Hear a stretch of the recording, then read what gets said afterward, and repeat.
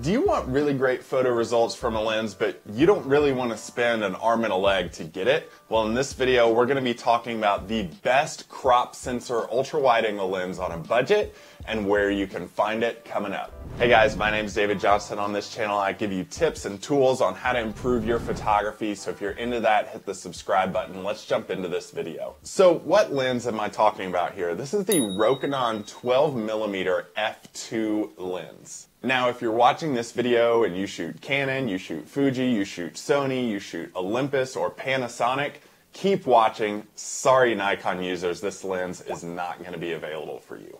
So this is a crop sensor lens, meaning it's only going to work with those crop sensor bodies, which is a smaller sensor on your camera, as you can see in this camera here. Not full frame, but a smaller sensor, which means you typically want some pretty wide angle lenses when you're wanting to get wider shots and collect a lot of light in low light situations.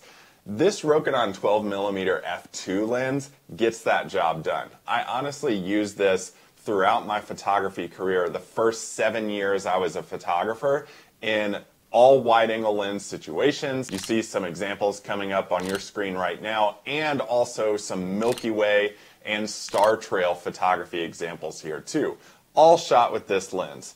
This lens is a very high quality lens, feels great, has a great metal body to it, and is really durable. I actually shot in the rain with this lens several times and it performed very well, although they don't really say this is a weather sealed lens. As you can see, it's really, really small, compact. You can fit it in any size bag that you have, and it's going to get the job done. Let's talk about the photos that this lens creates. So this is a 12mm lens on a crop sensor body. That's going to give you results. I'm no mathematician, but something like an 18mm lens on a full frame body. Now, being an ultra wide lens, it does create some warping in your photography, especially if you're shooting down looking up at your subject.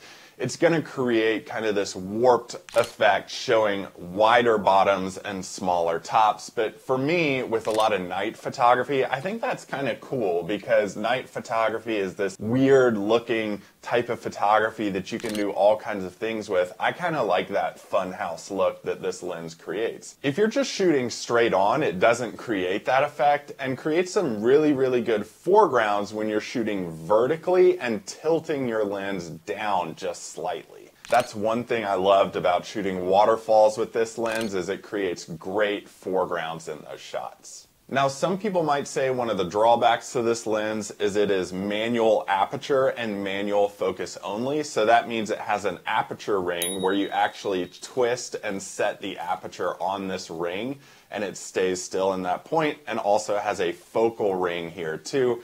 I shoot everything manual, so that wasn't really an issue for me. But if you're used to shooting in autofocus or auto aperture, that may be an issue for you that you're going to have to get used to. But I think the benefits of this lens really outweigh that drawback. Now, let's get to price, and I have the prices listed in the links pinned in the comment section and also in the video description for you guys to check out based on what lens selection that you shoot with. But this lens is going to range anywhere from about $260 to about $400 based on the updates this lens has in the future. There's an updated lens for Sony E-mount shooters, but you're still using this older model if you're shooting Fuji X, Canon EFM, or Panasonic and Olympus shooters. So again, all those links are listed below. So would I even recommend this lens to any pro photographer? Absolutely. I mean, I still keep it in my bag all the time if I'm taking my crop sensor body out with me too. And this lens just stays in my bag because it barely takes up any room. Very cheap lens if you think about the expensive lenses that you can get too. If you want more gear reviews, here's a video playlist that you'll really enjoy. Plus, here's a video I think you're really going to like too.